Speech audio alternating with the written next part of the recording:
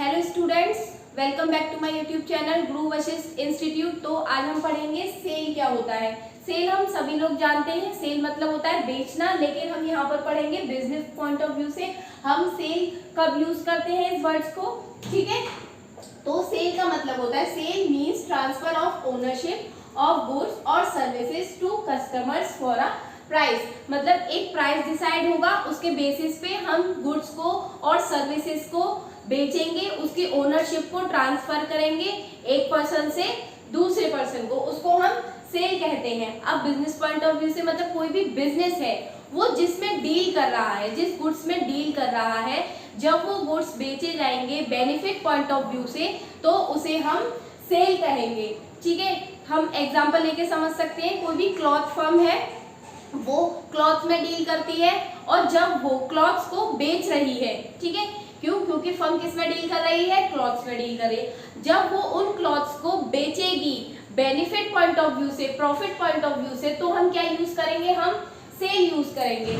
अब वही cloth firm अगर अपना कोई भी असेट्स बेच रही है, अपना फर्नीचर बेच रही है, अपनी मशीनरी बेच रही है, अपना कोई भी असेट्स बेच रही है, तो क्या हम उसके लिए सेल यूज करेंगे? नहीं, तो उसके लिए हम सेल यूज नहीं करेंगे। हम सिर्फ उसी के लिए सेल वर्ड यूज करेंगे जिसमें बिजनेस डील कर रहा है, उस गुड्स को अगर हम बेच रहे हैं तभी हम सेल यूज करेंगे। अगर हम कोई भी असेट्स है कंपनी का उसे बेच रहे हैं तो हम उस टाइम पे सेल वर्ड हम यूज नहीं करेंगे। क्लियर हुआ आपको सेल क्या होता है? अब हम इसमें एक और टर्म पढ़ते हैं, सेल्स रिटर्न।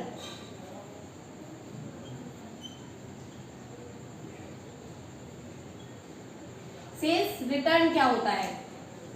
सपोज करिए हमने अपने गुड्स को बेच दिया किसी पार्टी को, या किसी कस्टमर ने हमारा गुड्स खरीदा, अब उसे समझ लीजिए तो वो खराब निकल आया या उसे पसंद नहीं आया हमारा जो भी सामान खरीदा हुआ है, और उसने वो हमें वापस कर दिया। ठीक है, तो वापस कर दिया तो हमारी जो बेची हुई चीज है वो हमें वापस कर दी गई, तो वो हमारी किसके अंदर आएगी? वो हमारी सेल्स रिटर्न के अंदर आएगी। हमारी फर्म जो है क्लॉथ्स में डील करती है और हमने कपड़े को बेचा। अब वो बेचा तो जो हमारा कस्टमर था उसको समझ नहीं आया, उसको पसंद नहीं आया, या फिर उसमें कोई कमी निकल आई, वो उसने हमें कपड़ा वापस कर दिया। ठीक है, तो वो कपड़ा जो वापस आया है, हमारा बेचा हुआ हमारा गुड्स हमारे पास वापस आ गया है, तो वो हम सेल्स रिटर्न के अंदर मेंशन करेंगे, वो हमारा सेल्स रिटर्न कहलाया जाएगा। क्लियर हुआ आपको हमारा सेल्स रिटर्न क्या होता है? Some customers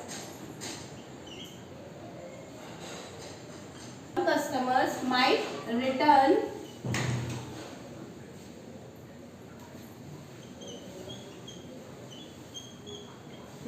the goods comes under sales return, under the sales return। ठीक है, ऐसे गुड्स जो वापस आ जाते हैं,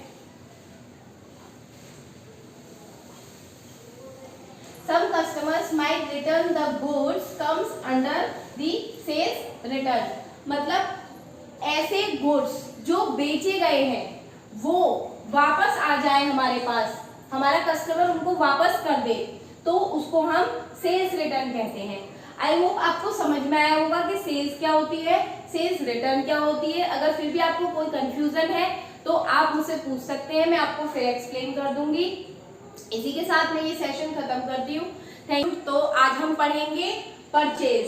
परचेज क्या होती है? ऐसे आपको समझ में आ रहा होगा, परचेज मतलब खरीदना, लेकिन बिजनेस पॉइंट ऑफ व्यू से हम समझते हैं कि परचेज क्या होता है। तो the term purchases is used only for purchase of goods in which the business deals.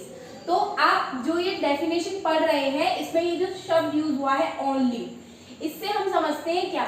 Only for the purchase of goods, मतलब बिजनेस जिस चीज में डील कर रहा है, जिस चीज का बिजनेस है, उससे रिलेटेड अगर वो गुड्स खरीदता है, वो हमारा क्या कहलाता है? वो हमारी परचेज कहलाती है। ठीक है, लाइक हम कोई भी ये गुड्स प्रोड्यूस करता है और उस गुड्स को फिनिश मतलब गुड्स को प्रोड्यूस करने के लिए वो रॉ मटेरियल परचेज कर रहा है, कच्चा माल खरीद रहा है। ठीक है, तो रॉ मटेरियल परचेज कर रहा है उसको फिनिश गुड्स में कन्वर्ट करने के लिए, और उसको फिर जब वो फिनिश गुड्स में कन्वर्ट हो जाएगा फिर उसको क्या करेगा, वो सेल करेगा उस गुड्स को और उससे मुनाफा कमाएगा, उससे प्रॉफिट कमाएगा। तो ऐसे गुड्स जो परचेज किए जाते हैं जिसमें बिजनेस डील करता है वो हमारे परचेज में आते हैं। क्लियर हुआ? मैं आपको एक एग्जांपल के साथ समझाती हूँ। ठीक है, सपोज करिए एक क्लॉथ फर्म है, मतलब एक बिजनेसमैन है जो कि क्लॉथ्स में डील करता है। उसने क्लॉथ्स खरीदे, ठीक है, क्लॉथ्स खरीदे और उनको ड्रेसेस में कन्वर्ट करा और फिर उन ड्रेसेस को उसने सेल करा, तो वो किस में आएगा, वो परचेज में आएगा हमारा। लेकिन वही डीलर, वही बिजनेसमैन फर्नीचर खरीदता है अपने कस्टमर को बैठने के लिए, तो क्या वो परचेज में आएगा? नहीं, वो अलग से हेड में आएगा फर्नीचर में। क्यों? क्योंकि वो फर्नीचर उसका असेट्स है, ना कि वो फर्नीचर में डील करता है। क्लियर हुआ आपको? क्यों? क्योंकि वो डील किस में करता है, क्लॉथ्स में डील करता है। तो वो जब क्लॉथ खरीदेगा, जब क्लॉथ से रिलेटेड रॉ मटेरियल खरीदेगा वही परचेज में आएगा। अगर वो फर्नीचर खरीद रहा है तो फर्नीचर उसके लिए असेट्स है, ठीक है, और वो फर्नीचर में आएगा, ना कि वो परचेज में आएगा।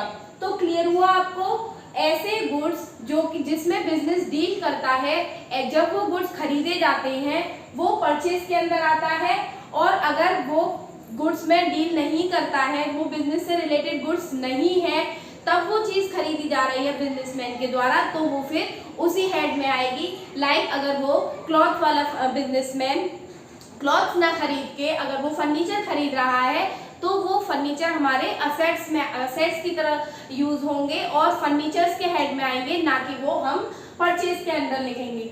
अब सपोज करिए कोई बिजनेसमैन है, वो फिनिश गुड्स में ही डील करता है, ठीक है, क्यों? क्योंकि उसने एक फिनिश गुड्स खरीदे और उसको रीसेल कर दिया बेनिफिट के पर्पज से, तो वो भी परचेज में आएगा, ठीक है, क्योंकि बहुत से ऐसी एंटरप्राइजेस होती हैं जो कि फिनिश गुड्स को ही दोबारा रीसेल करती हैं अपना टैग लगा के, ठीक है, वो फिनिश गुड्स ही खरीदती हैं और उसको दोबारा बेचती हैं बेनिफिट के पर्पज से, उसको कहते हैं ट्रेडिंग कंपनीज, ठीक है। ऐसी ट्रेडिंग कंपनीज जो फिनिश गुड्स को खरीदती हैं और उन्हें बेचती हैं, रीसेल करती हैं बेनिफिट पर्पज से ही, वो भी परचेज के अंदर आते हैं, ठीक है। मैंने आपको बहुत ही सिंपल लैंग्वेज में समझाने की कोशिश करी है कि परचेज क्या होता है, और अगर वो परचेज नहीं है और कुछ और अलग टर्म है, मैंने वो भी आपको क्लियर करा है। ऐसे गुड्स को खरीदना जिसमें बिजनेस डील कर रहा है वो परचेज में आता है, और उसके अलावा अगर कोई फर्नीचर खरीद रहा है या कार खरीद रहा है या मशीन खरीद रहा है, तो वो उसके असेट्स के डिफरेंट हेड में आएगा, ना कि वो परचेज में आएगा, ठीक है। अब हम इसमें पढ़ेंगे परचेज रिटर्न। परचेज रिटर्न क्या होता है?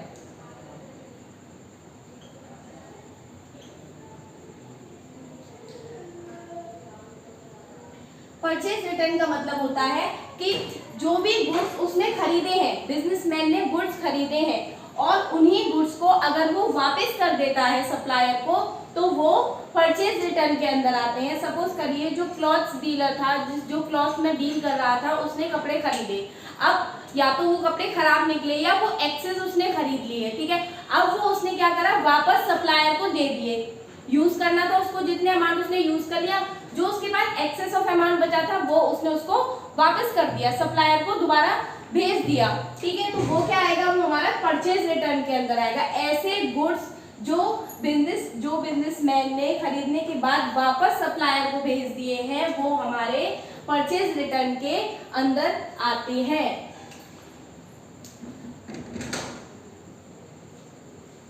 The goods which is returned to the supplier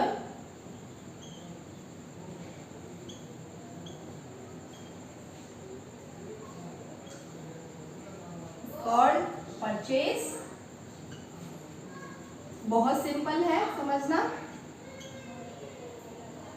purchase return. Clear हुआ आपको? परचेज क्लियर हुआ, परचेज रिटर्न भी क्लियर हुआ। अगर आपको इससे रिलेटेड कोई भी डाउट है तो आप मुझसे पूछ सकते हैं, मैं आपको फिर एक्सप्लेन कर दूंगी। इसी के साथ मैं ये सेशन एंड करती हूँ। Thank you, have a nice day, please like share and subscribe my video.